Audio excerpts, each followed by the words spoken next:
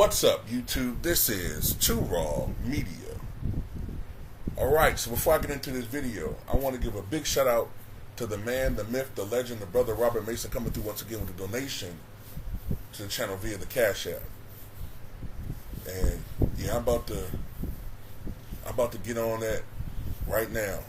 I'm tired of the Wilt Chamberlain disrespect from the clowns, man. I don't know what it is with these stepping fetches on TV disrespecting Wilt Chamberlain, probably because he's deceased. They know he can't speak up for himself. But you know, and not just that, they just always disrespecting the old generation. You know, and to me, Stephen A. Smith has been everything. He's the godfather, along with Skip Bayless, of everything that's wrong with sports talk now. With much respect to you for showing love.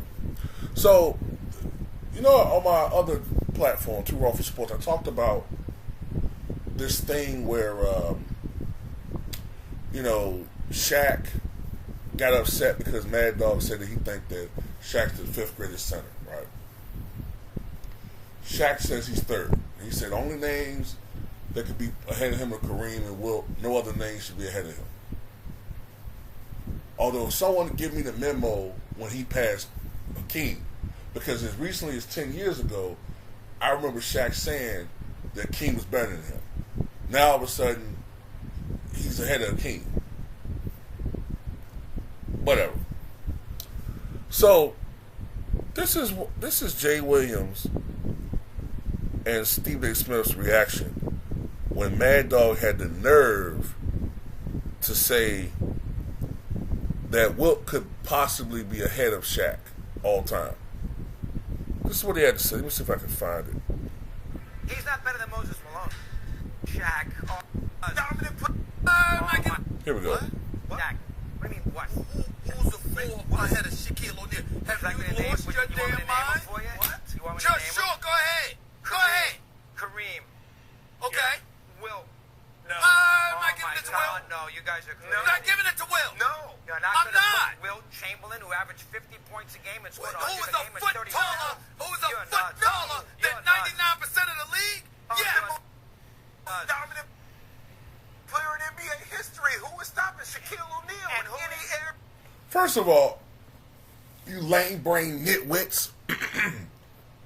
The shit that Shaq was doing in the 90s and 2000s, he wouldn't be able to do in the 60s. He couldn't lean his damn shoulder and bulldoze people to the basket. It'd be an offensive foul. His ass be on the bench. He wouldn't be in the NBA. He would actually have to learn some basketball moves. You let Wilt Chamberlain go to the fucking 90s, a dude that can bench press 570 fucking pounds. Didn't have a weak core like Shaq did, comparatively. Wilt Chamberlain still was benching 465 when he was 59 years old with heart disease.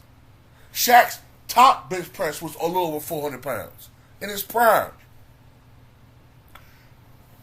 Wilt Chamberlain, he was in his 50s or late 40s, one or two.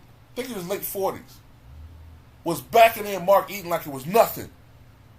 Mark Eaton was mountain man, 7'4", 275, 290. What are you talking about? And what the hell you mean he was a foot taller than 99% of the league? Why do they keep repeating? How are you on television? How are you on television this ignorant? The average height of the NBA in the 1960s was 6'5". The average height of the NBA today is 6'6", 6'7".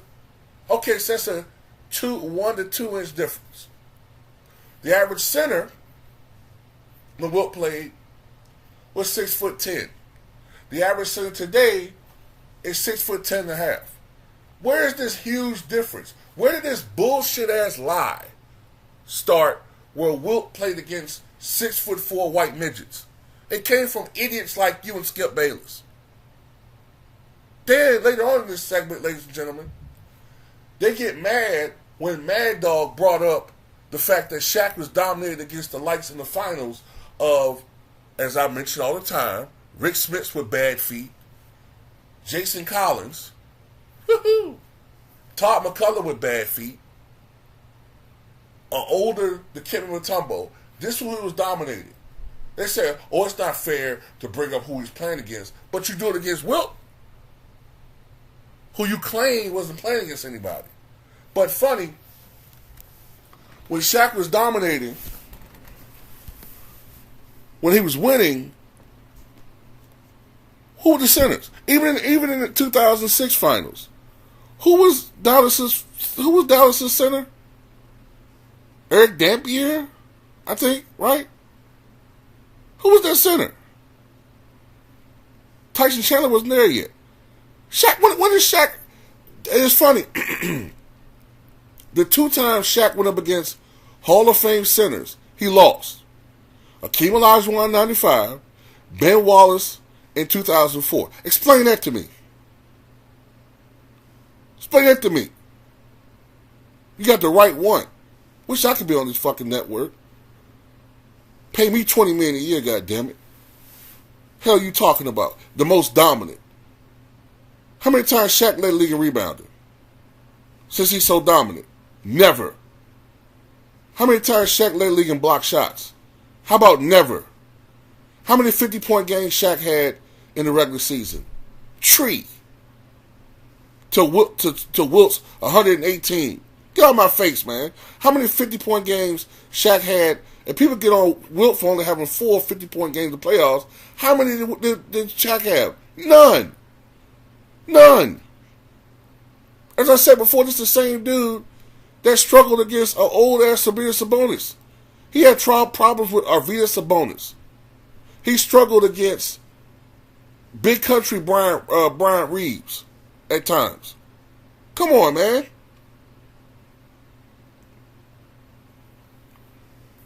Everybody talk about Wilt only lost to the finals. Fine. Okay, fine, he did. But I tell you what, name someone else that played in Wilt Chamberlain's era outside of those Celtics that won more than 2 titles. Bob Pettit won 1. Nobody hold that against him. Jerry West won 1. People don't really hold it against him. Elgin Baylor technically didn't win any, although they did give him a ring for being on that team. If Wilt Chamberlain wasn't winning titles, guess what? Nobody else was either. That's another thing we got to get brought up. People got to understand, free agency didn't start till 1977. So once you signed a team, you were at the mercy of the front office. Wilt couldn't really go up and demand a trade. He was a free agent, and that's not how it worked. When you were a free agent, the team pretty much had the right to re-sign you or trade you. Wilt couldn't go to, say, the second greatest shooting guard of all time. Look, let's look at who Shaq played with. Penny Hardaway. I think most of us will tell you that if Penny Hardaway was blessed with health, he would probably be at least a top 25 all-time player. Is that fair, ladies and gentlemen? Those of you who remember Penny Hardaway, right? Then the guy played with the second greatest shooting guard of all time, and Kobe Bean Bryant. Then he played with a guy that most of us consider either third or fourth greatest shooting guard of all time, depending upon how you look at Jerry West, and Dwayne Wade. He played with LeBron James. He played with the Boston Big Three at the end of his career. He played with Steve Nash and the Phoenix Suns. In 1998, Shaq had 4 All-Stars on his team, and they still got swept by the little old Utah Jazz, the pick-and-roll Jazz, who were eating Shaq ass up alive. Shaq got swept in the playoffs 6 times. An NBA record. 6 times. 1994, first round, got swept by the Pacers. 1995, swept in the finals by the Houston Rockets. Number 3, swept by the Chicago Bulls in the 1996 Eastern Conference Finals. Number 4, swept by the Utah Jazz in 1998. Number 5, swept by the San Antonio Spurs in the 1999 Western Conference Finals, I believe. And then the sixth and final and the most embarrassing time as defending NBA champions, if I'm not mistaken, in 2007.